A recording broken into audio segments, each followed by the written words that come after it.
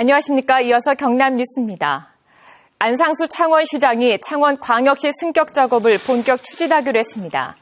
안 시장은 오늘 창원시청에서 연도 기자회견을 열어 최근 창원시민 여론조사 결과 응답자의 56% 가까이가 광역시 승격에 찬성했다며 올해를 창원광역시 승격의 원년으로 삼아 다양한 시책을 추진하겠다고 밝혔습니다.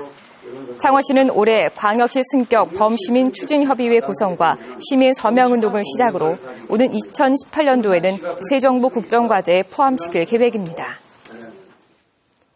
경상남도가 지난달 말 진주의료원 재개원 주민투표를 위한 대표자 증명서를 교부했습니다.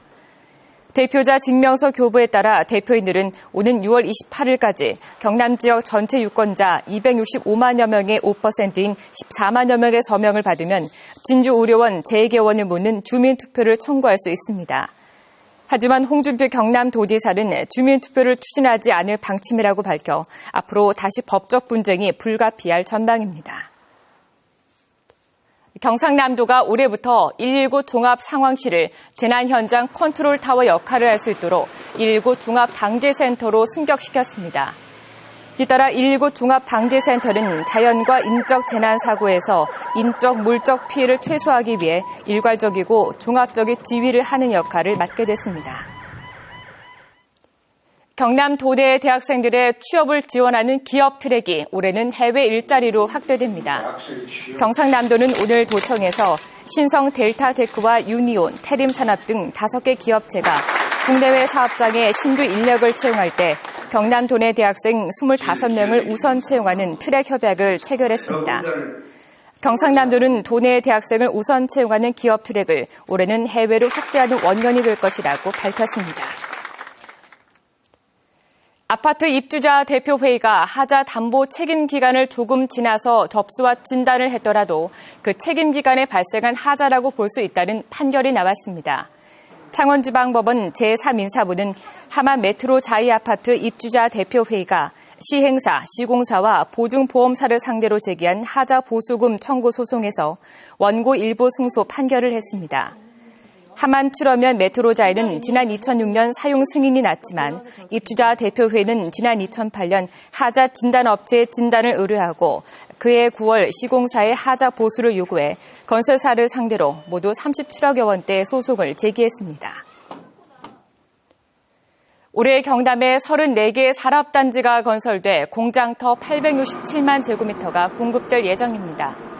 시군별 산업단지는 함안군이 8곳으로 가장 많고 김해가 7개, 창원 4개, 사천 2개며 진주, 통영, 거제 각각 1개씩입니다. 경상남도는 부산, 울산 등지에서 경남으로 이전하는 기업체가 많기 때문으로 2만 7천 명의 고용 창출 효과가 날 것으로 기대하고 있습니다. 두산중공업이 카자흐스탄에서 처음으로 3,400억 원 규모의 카라바탄 복합화력발전소 공사를 수주했습니다.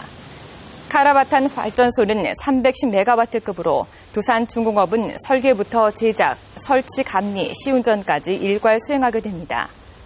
두산중공업은 카자흐스탄을 포함한 중앙아시아가 2020년까지 23기가와트 규모의 발전소를 건설할 계획이라며 시장 진출 계기를 마련했다고 밝혔습니다. 경남 지역의 시군마다 택시 호출료가 제각각이어서 형평성 논란이 일고 있습니다. 경남 지자체에 따르면 시 지역은 진주시 도심에 있는 7개 업체를 제외하면 모든 시에서 호출료 1,000원을 받고 있고 군 지역도 7곳에서 500원에서 1,000원의 호출료를 받는 것으로 나타났습니다. 게다가 택시를 이용해 시군 경계를 벗어나면 지역 사정에 따라 호출료 등 승객이 부담해야 할 추가 요금이 제각기 다른 형편입니다. 경남형 혁신학교인 행복학교의 본격 운영을 앞두고 교직원 연수가 진행됩니다. 경남도 교육청은 오늘부터 닷새 동안 경남도 교육종합복지관에서 행복학교 운영 철학과 추진 방향을 공유하고 다른 지역 사례를 살펴보는 합숙 연수를 진행합니다.